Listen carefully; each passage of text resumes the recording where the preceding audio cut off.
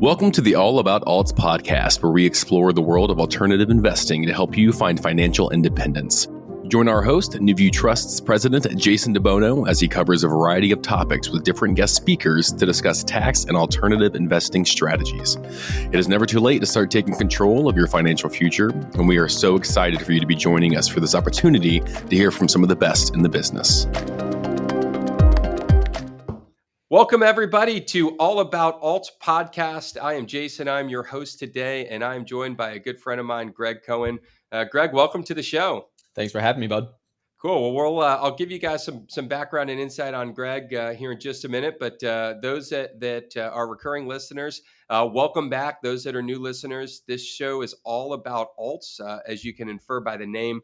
But we really try to be the crossroad between alternative investment strategies coupled with good tax saving incentives and tax advantaged opportunities. And so we're going to talk a lot throughout the course of this show about not only how we can use real estate and other alternatives as tools from an investment standpoint, but let's make sure that we're keeping as much of that money as we possibly can by coupling good tax strategy alongside it. So, Greg, welcome. Welcome. You are officially the first guest on the All About Alts podcast. Man, I'm blown away. Thank you so much for the opportunity. Always good to hang out with you, brother.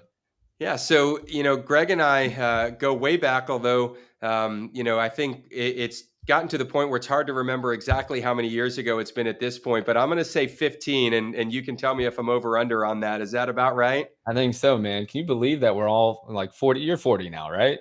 I turned 40 in about 10 days. Yeah. Now we're 40 years old. Can you believe we were running the show when we were 25 years old? We didn't really know what we were doing, but man, am I glad that I met good people like you.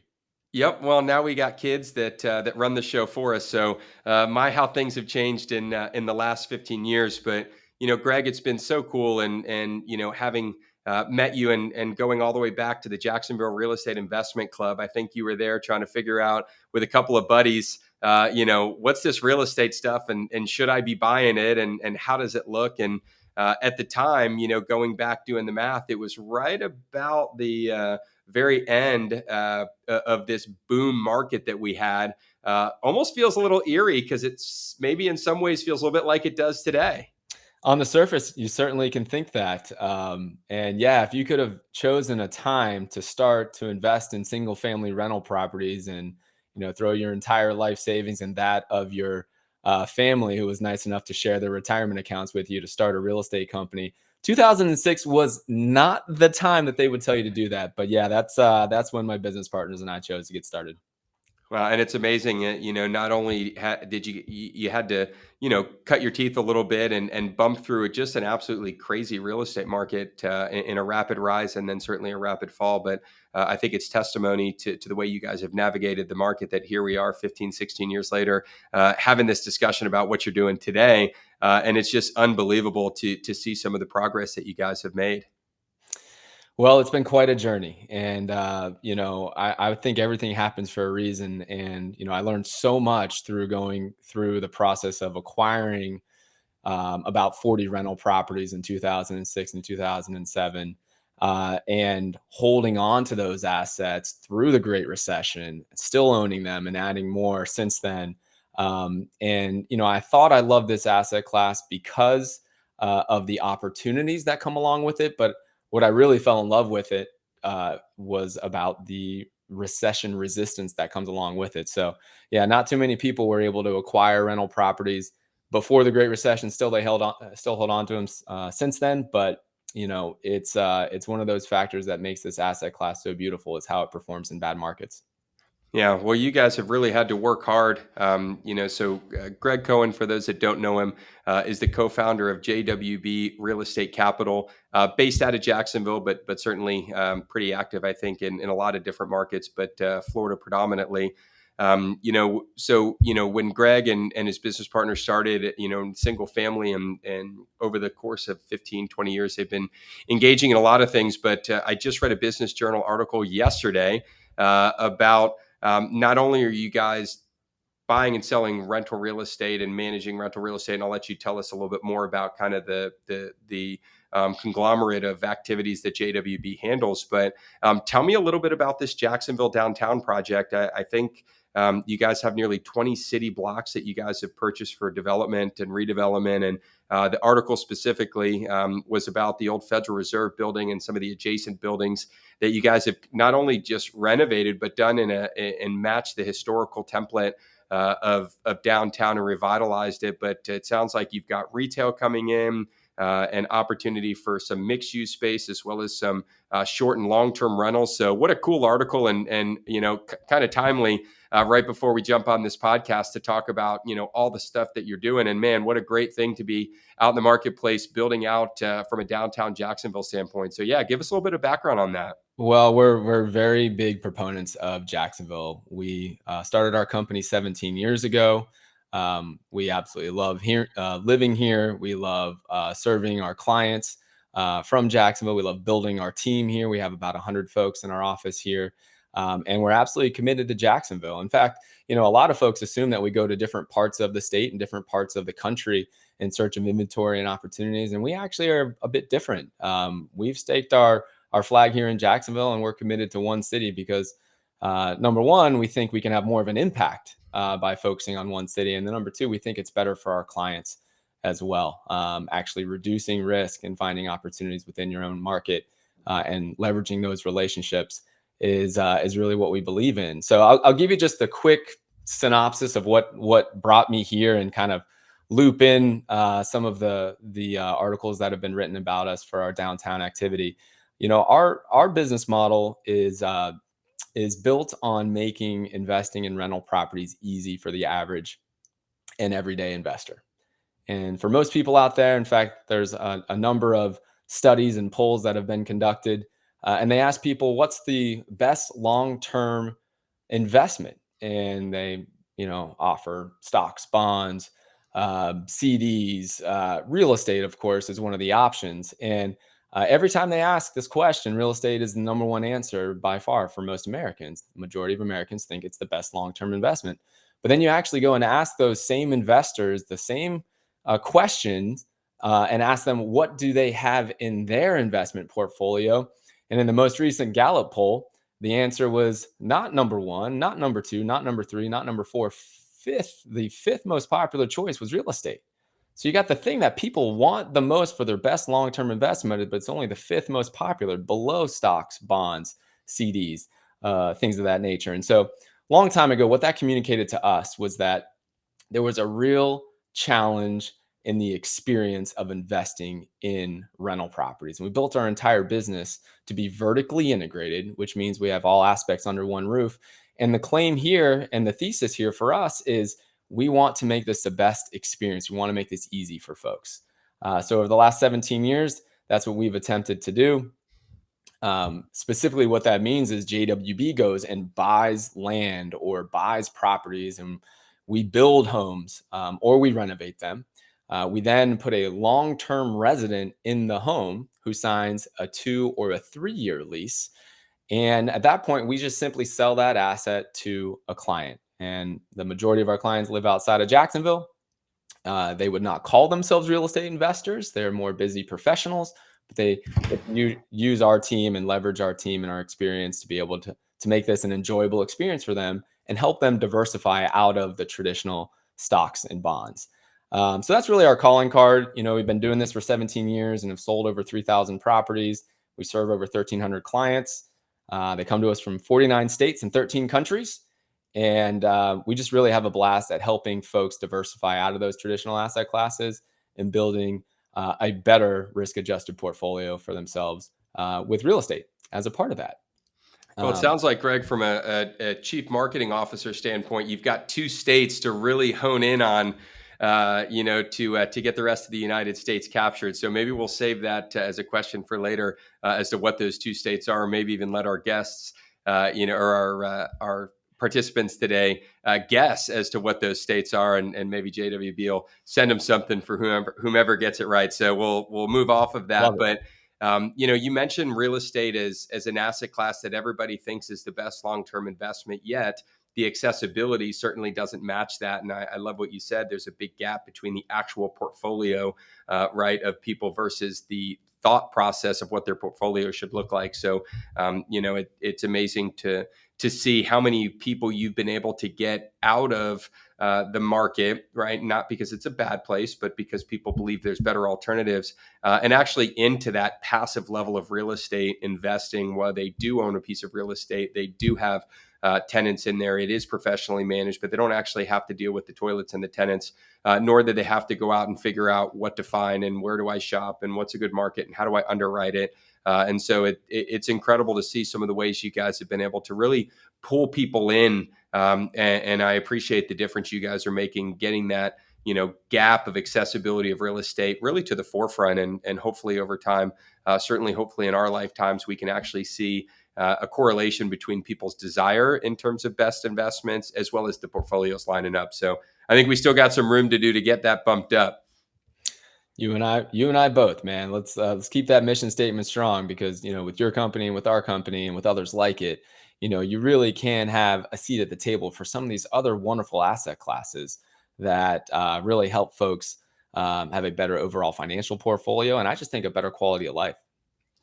Yeah, well, real estate certainly provides that, and it's just been an amazing asset class. And even, as the Fed has tried to cool that asset class with rising interest rates and managing that, it's been really tough to cool off. It going back to '05, it feels eerily similar, but just so much different than it does back then. So maybe where's your from a personal standpoint, from a JWB standpoint, what are you seeing and what are current market conditions from an interest rate standpoint, and its impact and opportunity as it relates to real estate, maybe in Jacksonville and beyond? Well, coming off of the heels of the last 2 years, I think it was easy to predict, a year ago or 2 years ago that, this real estate and rental property, specifically in a growing population like Jacksonville, was going to do very well. As I look now at the real estate market, I think that it is a great opportunity to invest, but it's for a different reason, right? This isn't the time where you're going to see double digit appreciation. That's just not normal. But now, when you look at the investing landscape out there and you compare the opportunity to invest in an asset which is stable and consistent and actually has rents that are still going up, and is known to preserve capital with some upside, like investing in rental properties in a population like Jacksonville, that looks a whole lot better than the alternatives out there, Right. right? Stocks, bonds, I mean, you name it out there. There is really not a good place for investors to feel safe about putting their money right now. I mean, who would have thought that we even had to question putting money in banks? I mean, this is really the tough place that investors are at. And so I think that the media likes to really jump on this potential crash bandwagon when it comes to real estate, but the data just doesn't suggest that is happening here. And you and I were both here in 2006, and so we felt what it was like to see a market actually go through a crash in 2007, 8, 9, 10. But the data underlying the market today versus that time could not be any more different. The biggest difference here is that we are chronically undersupplied for housing in much of the country, and definitely in Jacksonville. And no matter what the Fed does, that's not going to solve the chronic undersupply problem that we have. And when I say that's a problem, what that means is that leads to price stability. And over time, it leads to price increases. Now, the Fed can certainly take a swing at that. And by raising interest rates to a really high number, that can dampen demand, which we've seen. But goodness, I mean, people need to realize that through the Great Recession and through as long as we have been tracking rents across the country, rents have never decreased on a national level.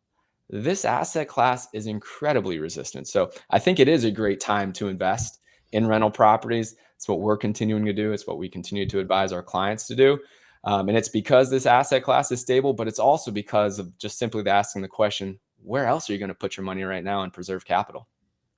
Yeah, it's the $1 million question, and it never gets easier, but yet the light continues to come back to real estate as being easy. And so, I think what's so different, at least in the marketplace, and you're probably seeing this as well, is that what you're seeing from a buyer standpoint is real buyers.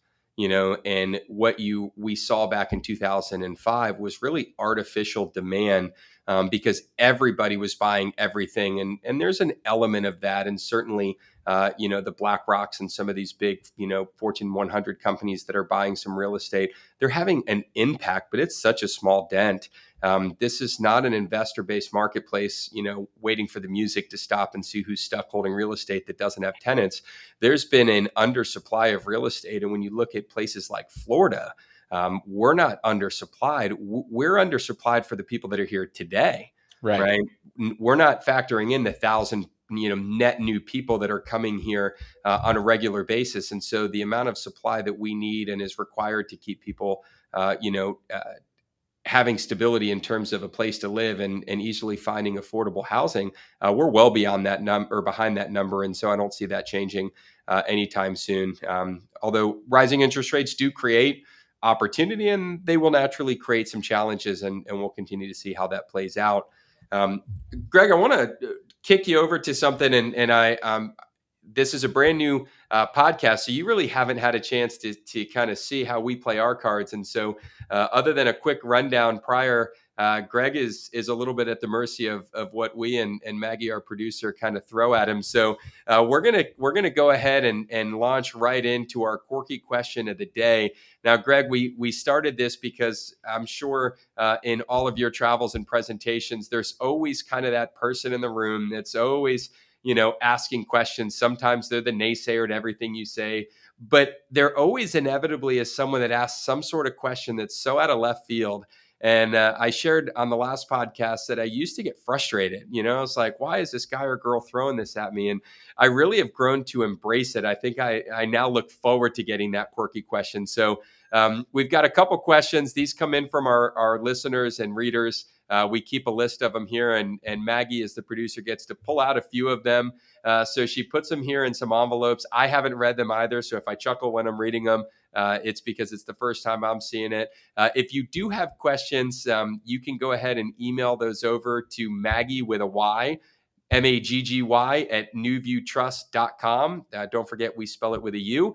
So it's Maggie at newviewtrust.com, and she can get those added to the list. And who knows, maybe they'll appear on one of the future All About Odds podcasts. So, all right, Gregg, you ready to go? I'm going with the first envelope on the top. Almost seems like too easy. Oh, that seems like a So perfect one. here we go. Quirky questions of the day. This is great. Oh man, this is good. Oh, All right, Gregg, these are important, maybe more important than anything we've talked about or anything we're about to talk about. So this is the time to put your real thinking cap on and wow our listeners. Question number one: is a hot dog a sandwich, and why? Oh man, that just makes me think of that Harry Carey skit from Saturday Night Live. Well, Will Ferrell was acting like Harry Carey, and just makes me think he asked just a really timeless question. Can I throw a question right back at you in response to I your suppose question? so. If you were a hot dog, would you eat yourself? Hmm. I don't know, that one is that's going to require some thought on mine. Maybe I'll answer that before the end of the show, but I'm going to put you back on the spot, right? Is a hot dog a sandwich? Yes or no, and why? Yeah, it definitely is a sandwich because it's surrounded by a bun. Okay.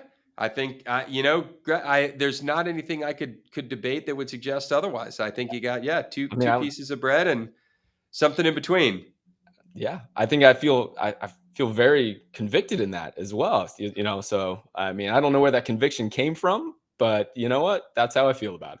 All right. Well, there you have it. A hot dog is a sandwich. It's like Worcestershire. If you say it with confidence, everybody will believe and support it. So well done, Gregg. Question number two: if you could get rid of 1 month out of the year completely, what month would it be and why?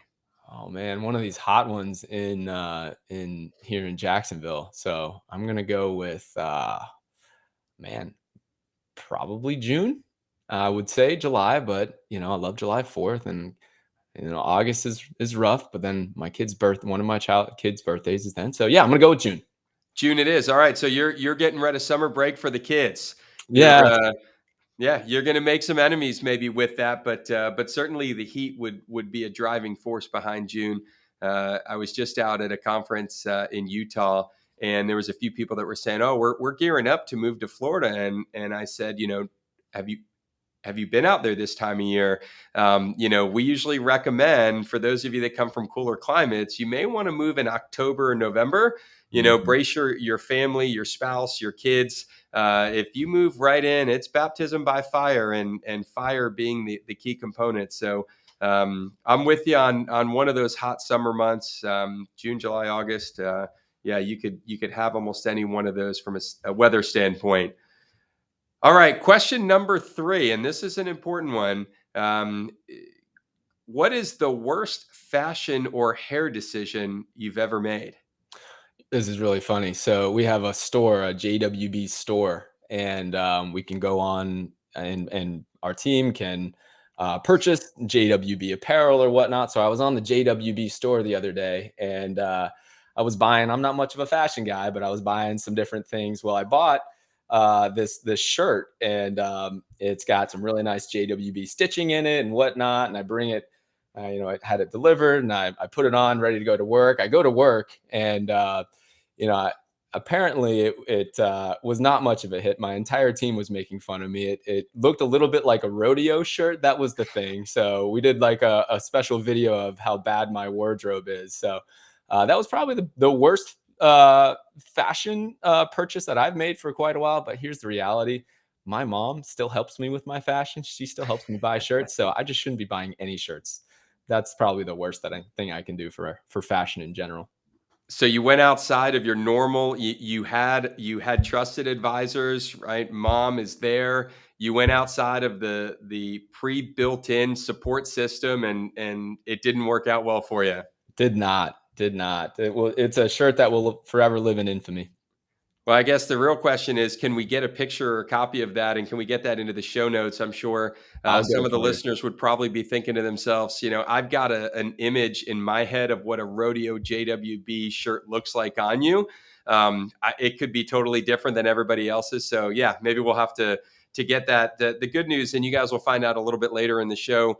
Maggie, our producer, is a sleuth on the internet. And so I got a feeling that if that picture exists and someone somewhere somehow has posted that in any way, shape, or form, she may already have it. So who knows? We may see it before the end of the day today. Mhm.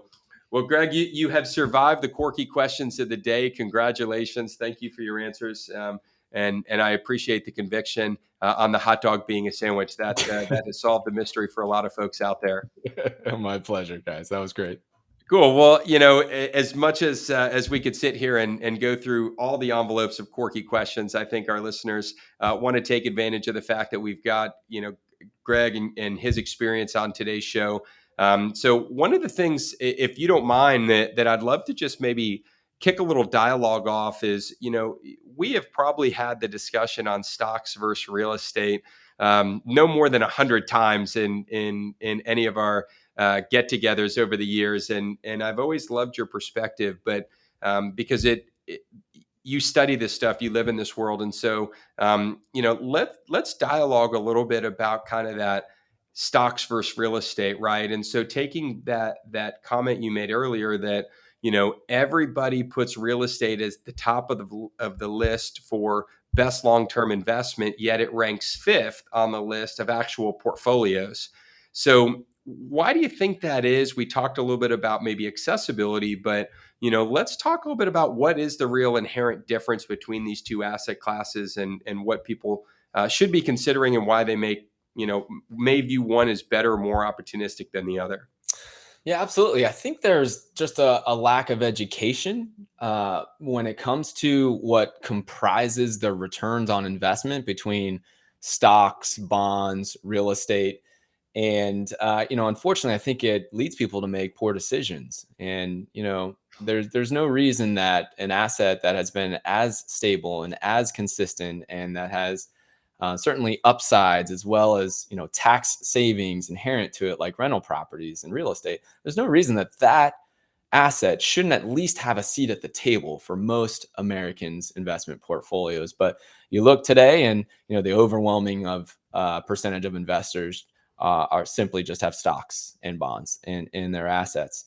So I was thinking about this, and in our team meetings, we get the opportunity to share and to teach a little bit every once in a while. And so I had the opportunity not too long ago, and I was sitting down and I was like, all right, let me put a case study together to show a comparison of the last 20 years if you had invested in the S&P 500, the stock market, or if you had invested in bonds, or if you had owned a Jacksonville rental property, and see how it would have shaken out over the past 20 years. And so I sat down to do this.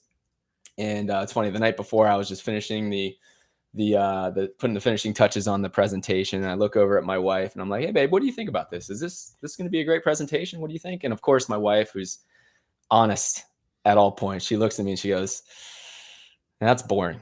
She said, you got to come up with something better. So I started to think more about this, and I don't know if it's okay with you, Jason, I would love to kind of share my thoughts on stocks, bonds, rental properties through the context, through the lens of one of the great American stories of all time. Is that okay with you? You had me at great American stories. So yeah, hit us, Greg. Hit us. I've heard you're a big Karate Kid fan. Are you a big? Of course I am. Who isn't? So here's how I think about this. We're gonna put this in the context of the Karate Kid. Okay. So the Karate Kid. Now I'm gonna test your knowledge on the Karate Kid here. All right. So what was the group, the sensei, the dojo of kind of the incumbent there at Cobra Kai. Cobra Kai, right? Do you remember the guy, the blonde-haired guy, Johnny, who was really menacing? Remember Johnny? Yep. All right. So think about Johnny and Cobra Kai as stocks and bonds. All right. And think about Danny LaRusso. He is your Jacksonville rental property. Okay. So on the surface, you've got stocks and bonds, you've got Cobra Kai, and they've got the fancy, what are those things called that they wear? I'm not much of a karate fan. I don't know. I can't remember, but the black, that's menacing, whatever he's wearing, it looks really good. And then Danny on the other side, he's not looking too sharp, right? He's a skinny kid, just moves to the area. If you're thinking about who's going to win the All Valley Championship, the karate championship, the martial arts championship, you're definitely going with Cobra Kai. Well, it's kind of how I think about stocks and bonds. On the surface, when you look at stock price appreciation, let's just take, for example, you're going to see that stock price appreciation is typically higher than home price appreciation. And so I went and I looked back, and over the last 20 years in the S&P 500, stocks have appreciated at a rate of 7.6% per year on average. And if you look at rental properties, they appreciated 5.2% per year. Still pretty good, but less than stocks. And of course, bonds, they're not appreciating anything. You're holding those to maturity, so you don't have much upside on bonds. Now, on the income side, the stock market typically doesn't pay a dividend, but if you do get one in the S&P 500, it's typically 1 or maybe 2%. Bonds, you're getting, and when I did this case study together, you got a 5% yield, a 5% coupon, which was pretty good if you had invested in a 30-year treasury bond. And then rental properties, let's just assume that it's 0%. Assume it's break even every single month. So on one hand, you've got stocks, which have a little bit of income and the most appreciation. You've got bonds, which have a lot of income, but no appreciation. And then you've got rental properties. Danny LaRusso coming in at, no cash flow and lower appreciation. All those three things combined, Jason, if you're just looking at those on the surface, which would you think to invest in? Oh, I'm going Cobra Kai. Yeah. I mean, it looks better. It gives me more confidence. It feels like they know what they're doing. They've been here, done that, right? Tried and true. So yeah, I'm going Cobra Kai all day long. That's what most people think as well. And, you've got a place here where not only on the surface, when you look at just the top level numbers, do most people think about Cobra Kai or going with stocks and bonds? But, I think real estate is it's a little bit intimidated too by by Johnny and by Cobra Kai too, right? Like, you got newspaper articles, you got the media out there just waiting for a crash, just kind of intimidating. And if you think about Danny back in the day, before he met a very special individual, he was not reaching his full potential. All right. But then he met that special individual. What was his name, Jason? Oh, it's Mr. Miyagi. Mr. Come Miyagi. on, you're making this too easy for me. Mr. Miyagi came and he unlocked the potential of Daniel-san, right? He taught him how to be a better person, not just a better fighter, but a better person, to have self-confidence, and he unlocked the greatness of Danny. Well, I think that's what we can do here if we start to understand the different profit centers in rental property investing. So the first profit center, do you remember what the first thing that Miyagi was teaching Daniel-san? It had to do with something about growing something over time. Do you remember what he was teaching him? Is that the bonsai tree? The bonsai. Very good, buddy. Very good. So he was teaching him a bonsai, and bonsai grows over time. And that's kind of like net rental income, So what's really surprising for most people is, if during this case study, after 20 years, even though rental property started out with zero cash flow, they had just about as much actual net rental income as stocks did or bonds did. And it's because your rents grow over time while your expenses, and especially your big expense, stays flat. And so what happens is, even if you buy a rental property, you don't get any cash flow day one. Don't let that stop you, because over time, you're going to get better and better cash flows, and you'll actually catch up with the stock market and with bonds in this case study that we put together. You think most people understand that? No, I think I've bought and sold plenty of real estate and own real estate, and I think hearing you say that is something that it's really hard as an investor, right, to look past what the investment is today. And it is a very challenging place to be. If you look at rents going up, it's so logical, right? It's not rocket science, not to diminish the thought process behind it. But from an investment standpoint, if I, go make an investment, it costs me $1,800 a month, and the rental on it's $1,800 a month, that feels like a loss, right? It just feels like it's a loss, because why would I make an investment that barely pays for itself today? Now I'm just going to be pulling money out of my pocket. And I think what you're saying to our listeners is it's the opposite. You're actually making some small little investments maybe here and there, but the reality is, in very short order, hopefully, right, as rents go up and your expenses stay the same or don't rise nearly as drastically, that the cash flow compounds and actually gets better and better and better over time. Well, and I think you said that extremely well, right? What I find, and I'm would love to hear if you find this to be the same. In talking with thousands of investors across the country, investors are singularly focused on cash flow, and it's cash flow day one. And there's nothing wrong with cash flow. All things considered equal, I would like to have more cash flow than the alternative. However, if you are singularly focused on cash flow and you use that to make your decision, and you do not take advantage of some assets simply because they don't have an additional $25 a month of cash flow, you might be making some decisions that actually hurt you in the long run. I really work with investors and help them take off their cash flow blinders. And so, cash flow is important. We want to have an asset that pays for itself every single month. But there are some markets out there where you might get more cash flow, but you might give up home price appreciation or some tax savings or principal pay down or other advantages. And so I think people really need to have a big picture outlook to make sure they can have the best portfolio for themselves. Well, that certainly is some food for thought on the cash flow side. I know, the old school rule of thumb was at 1%, right? If you can't get 1% of purchase price on a monthly basis, it may not be a good investment. And there's a lot of deals I think people have kind of back of the napkin and said, it doesn't hit the 1%. Let's move on. And 5 years ago, if they'd have bought those, or 3 years ago, or even 2 years ago when the numbers didn't line up, they'd be so far ahead of that 1% today. Based on rental proceeds, because the price of the house isn't getting any more expensive if you own it, but the rental proceeds can change. So Yeah, really, really appreciate that. Love the Karate Kid, analogy through that. And I can't help but wonder. Your wife will tell you that the presentation was boring, but she let you out of the house in the rodeo shirt. You know what? I called her out for that too. When I got home from work that day, I was like, "Babe, how could you let me leave like this?" And she just said, "You know what? Sometimes gotta let your husband make his own mistakes." You know what? I love that. And when we get to the learn before you burn section, I'll come back to that one and we'll talk a little bit about that. Um, maybe taking that analogy a step further and kind of continuing to think through that. What are the critical factors, right? I mean, we tend to look at stuff in cash flow, right? It's return. If I put in X, I get back Y. And appreciation is always a scary thing to bet on, right? But cash flow is one of the few things that it's never guaranteed, but cash flow can provide great return. And, I always analogize the stock market and the real estate market around cash flow is, where else can you get appreciation and income, right?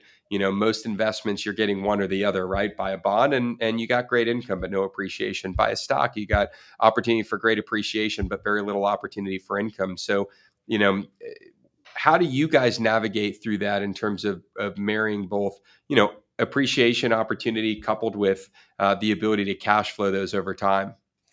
Well, I think you have to look at how investment portfolios actually are comprised when it comes to their return on investment, and that should be your guide.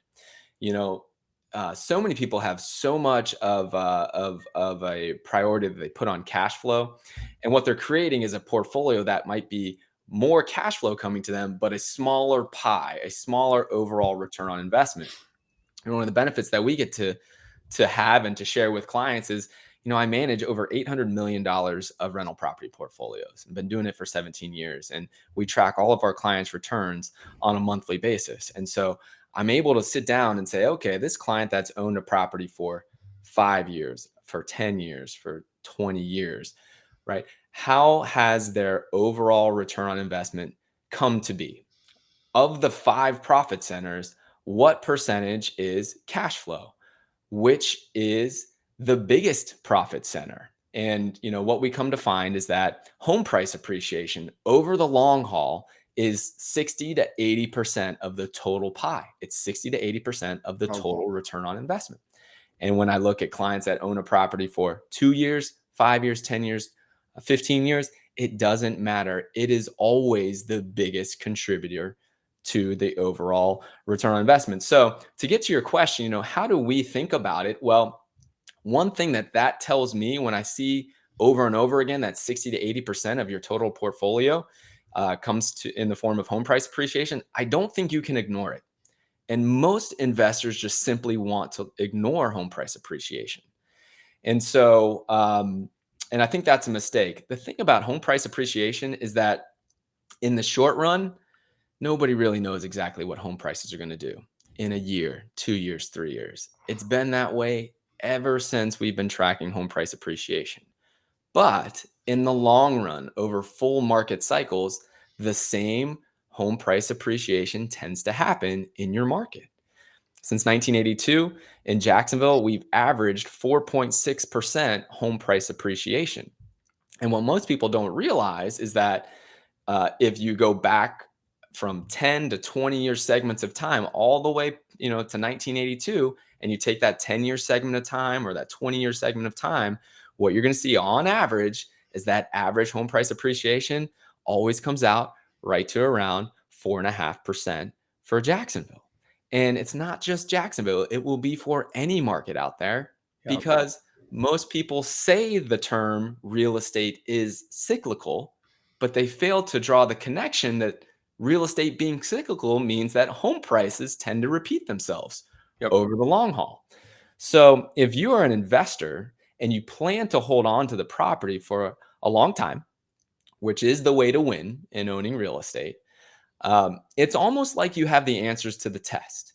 If you go back and you see which markets have appreciated more for the last 40 years, you can use that assumption to know that your home price appreciation over the next 20 years will be very similar. And if you know that, and you also invest in a market where you still can get positive cash flow, Well, that's how you build a better portfolio. That's how you wind up with a bigger pie, over the next market cycle.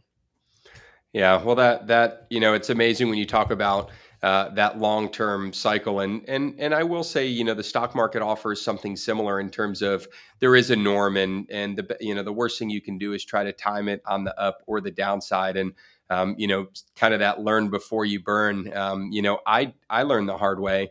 I sold 3 stocks in March of 2020, right after COVID, and I sold them at a 30% drop. Now, they both all three went on to double and triple, but it was literally Netflix, Apple, and Amazon. And it underscores the fact that you can't time the market. And I viewed this is the time when stuff drops, and so I no longer have any value to own. And what I realized looking back now is that why would it have mattered? Would it have mattered if I was going to hold it? I didn't need the cash, right? Because if I needed the capital, that certainly would be. I didn't have another investment to make, right? Because that would be another reason to sell the asset, right? You either need cash or you believe you have a better opportunity in.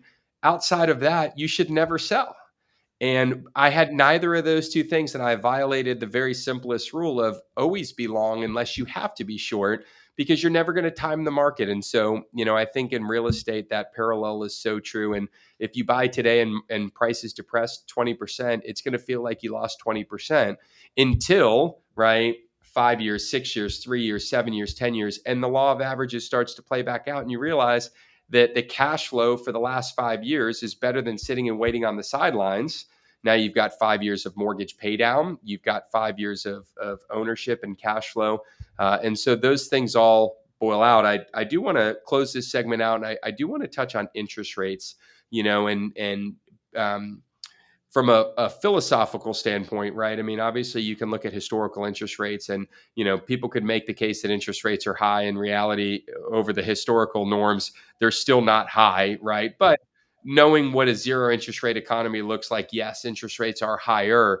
What's your stance on interest rates as it relates to buying real estate? And certainly that impacts cash flow, right? I mean, that will undoubtedly ensure that there's less cash flow or less meat on the bone each year, at least in the early years. So let's just maybe talk quickly, if you don't mind, on kind of what your advice to our listeners is around interest rates and understanding what that really means as it relates to buying a piece of property. And we'll, if it's okay, Greg, to put some boundaries, we're going to stick to rental property.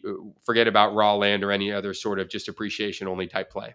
Yeah, absolutely. Well, I think it's all relative when it comes to interest rates, because what we've experienced over the last 2 years has just been not normal. And being able to buy an investment property, have interest rates in the threes, is just not normal. We knew it wasn't normal then, and we knew it wasn't going to last. So I know it's tough to stomach the fact that we have interest rates in the sixes and whatnot now. But a little bit of perspective, I think, will help folks as well. I mean, we live in a country where the access to inexpensive debt that you can hold for 30 years is available to almost every American.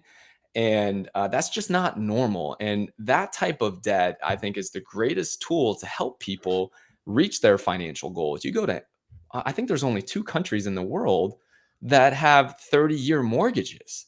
The rest of the countries out there look at the United States and think, oh my goodness. I mean, that they would love to get their hands on, inexpensive debt and to be able to use other people's money as freely as we do. And so I hope people keep that in the back of their minds, that we have this great opportunity if we can learn and master smart debt that you really can take advantage of. The other thing I'd point to is that when I started to build my rental property portfolio in 2006, my interest rates were about 7.5% on my rental properties. And I looked at that and I remember thinking to myself, oh, that's great. And why did I think that was great? It was for 2 reasons. I knew that I was borrowing somebody's money at 7.5%, and I was going to make 10 or 12 or 14%. And so I as a financial engineer, I'm constantly looking for those opportunities. And then the other part of it is that it produced positive cash flow for me. And so now we are in a higher interest rate environment, but I think it comes down to, thinking about where are you going to put your money right now. So I'm not very keen on putting my money in the stock market or in bonds, or really, I can't think of another asset class that makes me excited right now. So that's something to take into account.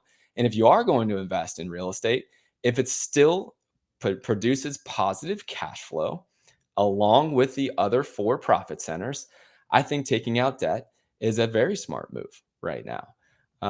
The other thing about this is that by buying assets right now, um, even if interest rates are higher today, which they likely are compared to where they will be in the future, there's no reason that you can't refinance in Right. 1, 2, 3, 4 years, pull out hopeful equity that you build up, and then, of course, reduce the rate. So, yeah, I think investing right now, even though rates are higher than we all want, I still think it can be a very strong move for those who are looking to build financial wealth. Yeah, well, I appreciate that perspective, and I think you nailed something that I don't think enough people really factor in is that think about this strategy, right? You have a free opportunity to change something when the wind gets to your back. So if you buy a property today and rates are and you get a 6% rate and you think that's high, you're not shunned out if the rates drop to 3. Yeah. You can actually refinance and keep the same purchase price, yet if interest rates drop from 6% to 3%, you're going to see the price of real estate rise. And so while you think you're getting a better deal because you only have a 3% interest rate, you're going to pay probably more in a premium for the real estate. Whereas if interest rates do go up and you're locked in at 6%, you look like a genius because you actually have a lower interest rate than the market bears, which makes your property worth more in the marketplace. So interest rate arbitrage, if you will, is probably the greatest opportunity that real estate can offer, because it's the only way that you have this upside. You have the ability to leverage, and then, yeah, you can just manage the interest rate as its own asset class over time. So I'm really glad that you touched on that. I think that's something that not enough people are really helping the marketplace understand is that interest rate is not a permanent decision. It's only permanent when it no longer favors you. And when the benefit is in your side, make it less permanent and move into something better. So, um, well, Gregg, thank you so much for kind of that comparison. I love the Karate Kid analogy. Thank you for letting me show off a bit of my Karate Kid knowledge. I think as a kid in the '80s, I was raised on Karate Kid, so it's been fun. I don't know if you've watched with your kids, but the sequels and the newer ones, I have to say, from a nostalgia standpoint, I always cringe a little bit when there's a new movie coming out and it's like, that's my childhood. Right. But my son and I have really enjoyed watching those together as well. So different names and slightly different characters, but the storyline's still the same and just as good. That's really funny. I actually haven't watched the new one, but as I was giving this presentation, somebody came up to me and they said, "You know what? I even like this analogy even more because, I think in the newest ones, Danny, I think, and you'll have to fill me in here, but I think Johnny asks like Danny for a loan at some point, or Johnny is trying to like, needs a helping hand from Danny." And I was like, there you go. Jack's Rental Properties beating stocks and bonds in the long run. So pretty good It all stuff. comes full circle, doesn't it? So, well, let's move into one more segment that we have here, and I wanted to quickly run you through the lightning round. This puts you on the hot seat a little bit. I think it's so important for our listeners to really get to know people personally. I think sometimes we get on podcasts and we all pontificate about what we do, and we're all so smart and we all know how real estate works, but you know what? We're all human beings at the same time. And I've been fortunate, Gregg, to know you and call you a friend for the last 15 plus years. But we're going to dig a little bit now. Maggie, our producer, is a sleuth. I warned you a little bit earlier about this, so I've got a couple of things that I want to kick in, and I may even take us down memory lane a little bit. So, Maggie, if we're ready, I've got a picture I want to show you. For those that can't see, I just kicked it up on the screen, and Gregg looks like he's putting he's face palming a little bit. This is Gregg. If I had to guess, he's probably about 10 years old, 11 years old. He's wearing a Seminole Pony baseball jersey, and he's got an apple stuck in his teeth, an entire one, like he just bobbed for it. So, Gregg, help us here. Maybe put a caption on this so we can get to know maybe 10-year-old Gregg a little bit better. Oh man, Maggie, you are incredible. Your sleuth skills are are unmatched. And Jason, thank you for giving this little beautiful memento of my childhood a platform here. So I'm supposed to caption this thing right off the top of my head.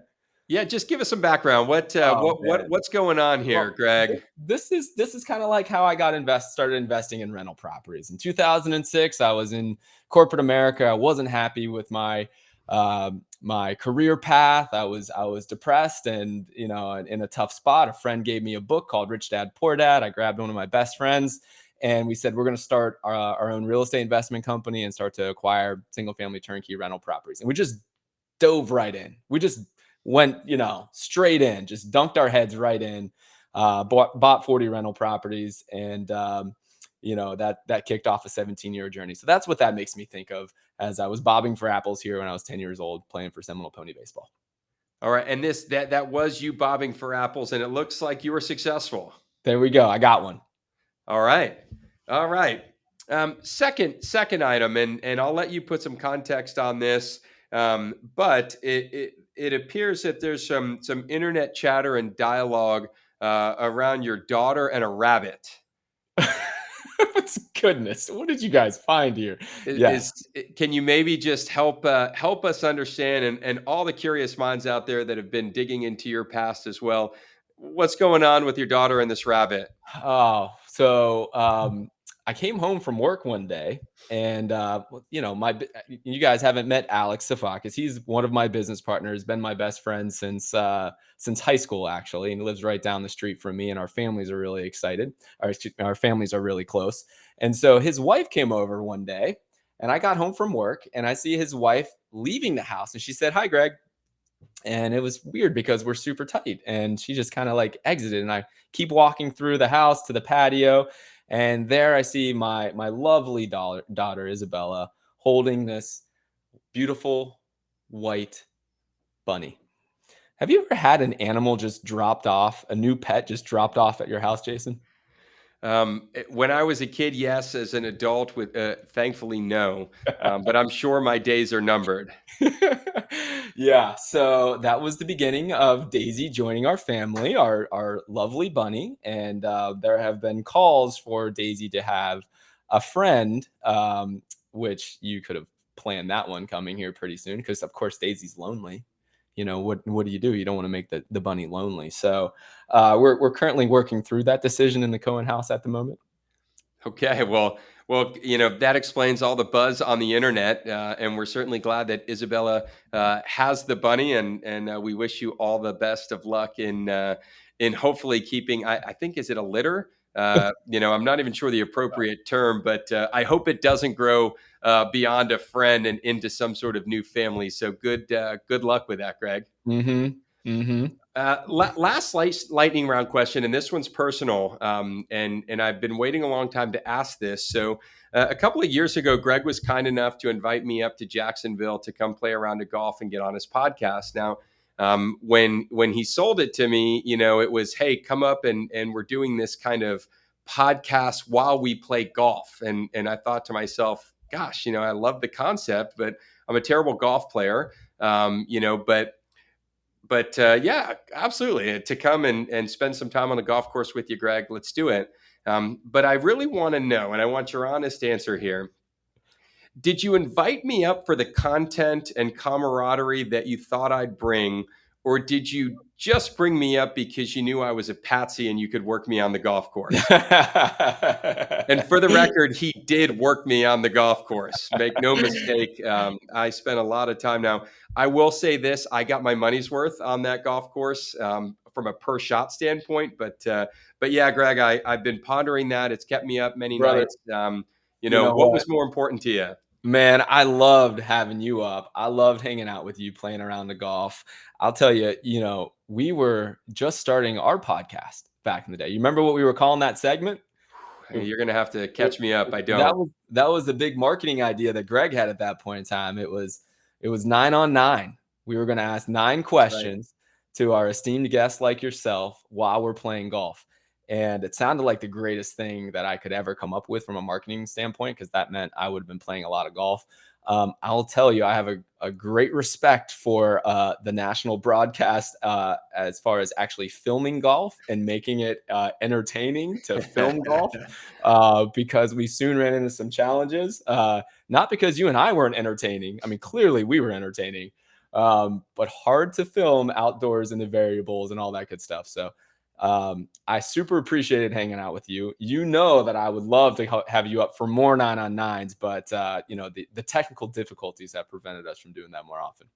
All right. Well, I assumed it was that was the case, but I did have to just ask when I had you on the hot seat. So it certainly was good fun, and loved I loved the concept, but kind of looking at it, hosting our own podcast now, I can see where maybe some of those challenges would come in. Thankfully, when I throw some of those ideas out, Maggie won't even let them get all the way out of my mouth before she's telling me, "Let's pivot." Let's move on to something else. So we're certainly thankful for her guidance. So let's wrap this podcast up, and let me just say, Gregg, thank you for being here. Thanks for kicking off this guest performance. We're looking forward to future guests that we are fortunate enough to get on the show. But we certainly struck gold in being able to get Gregg and his wisdom and understanding of the marketplace, and sharing that. And also, Gregg, thanks for being a good sport and having some fun with us. I've got one last question as we close out today, but any last words of commentary before we get to the learn before you burn section? It's just it's great to have such a strong relationship with you and with the New View Trust team. You think about how rare it is to have relationships that span decades, and that's the type of relationship I've been able to have with you as a friend, and with New View and with JWB. So I think that is really something I'm thankful for, and really appreciate you guys having me on the podcast, bud. Yeah, well, we certainly feel the same way, and hard to believe time continues to just fly by us. So we'll look forward to what this discussion looks like 15 years from now. Although I don't think our listeners will let us wait that long to get you back on the podcast. So as we close out every show with our Learn Before You Burn section, I mentioned earlier I was going to bring up a couple things to help people understand what this is. Learn Before You Burn is something that we talk a lot about, and that is, how do you get the experience, or I'm sorry, how do you get the lesson without the experience, right? How do we actually understand the outcome without actually having to go through the outcome, right? It's the old touching the stove, proverb, right? How do you know the stove is hot and not want to touch it? Yet why do we as kids constantly want to put our hand on there? And we really don't get it until we touch it ourselves. And so, this is something we talk a lot about. It's a big thing for me, is how do we decouple this experience and lesson, and how do we learn from others? So, one of the things that you guys can all learn from me in my story about selling stocks is that, you can't be emotionally driven to make any investment decision to buy or sell. And that's exactly what I was. And I know better, right? I've been told not to touch the stove. And guess what? I reached up and touched the stove, and it hurt. And for the next 2 years, I got to watch those stocks all climb and sit there and think to myself, well, that was really dumb, right? And so that's a learn before you burn kind of pull forward. But, Gregg, I'm going to put you on the spot and give you a chance. What's an experience coupled with a great lesson that you've got that you want to share, and maybe help our listeners get this full-blown lesson, but not get the experience? So what's the hot stove you don't want our listeners to touch, Gregg? I'll tell you, one of the greatest lessons that we learned as a company happened back in 2011, 2012. We were just starting to hit our stride as a company. We started in 2006, and I think we sold 175 properties in 2011 or 2012. And that was a really big moment for us. And right after that moment, you know what? We developed this idea that just because we had had success in helping folks build a rental property portfolio, that we could also have success in building a real estate brokerage. And then we had thoughts of building a title company. And then, of course, we were going to build a loan servicing company as well. I mean, why wouldn't you do that? It's so close. And before you knew it, we had this vision of creating a one-stop shop. And I remember presenting this to our team, And the team was really excited about it. We had probably 25, 40 people, maybe somewhere between there in our office. And I just remember thinking that they were really excited. And but I remember the sense of dread afterwards, like about a month afterwards. And it was because in order to do all of these things, we had to create so many distractions. And that actually was one of the worst decisions we ever made.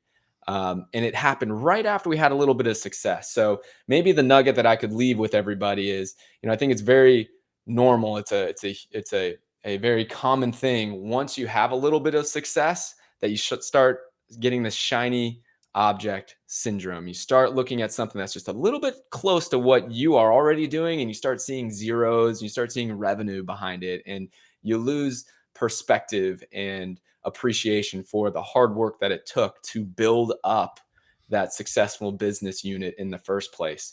And so we learned some hard lessons as a company after that. And so now we are very dedicated to what our hedgehog is. We leave a very small percentage of what we do to be opportunistic. And I would just encourage those to be disciplined and to resist shiny object syndrome. Well, that is great advice, Gregg. I think every business owner, entrepreneur has probably wrestled with that. And let that be your guiding light as you guys, go on from this podcast and hopefully take some of the nuggets that Gregg shared, and let that be the stove that you don't have to touch, or at least that it tempers you a little bit, so you don't touch it maybe nearly as full-handed. And it's not as painful. So there you go. Thank you, Gregg. That is your Learn Before You Burn segment, which is how we close out our shows here. So Gregg, I want to say thank you again once more for being on the show.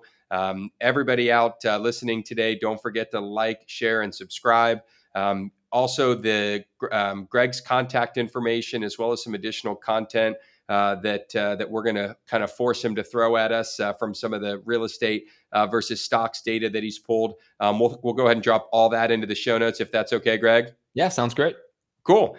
So thank you guys so much for being here. We look forward to seeing you guys next week on the All Abouts podcast. Gregg, thanks again for your time, and more importantly, for your friendship. Thanks, team. Appreciate you guys. Thank you so much for listening. We hope the information within this podcast has given you the tools that you need to find your way to financial independence. We would love to partner with you on this journey. Text ALTS, that's ALTS, to 407-708-1853 to learn more about how to get started today. Don't forget to follow us to make sure you don't miss a second of content, and we'll see you next week.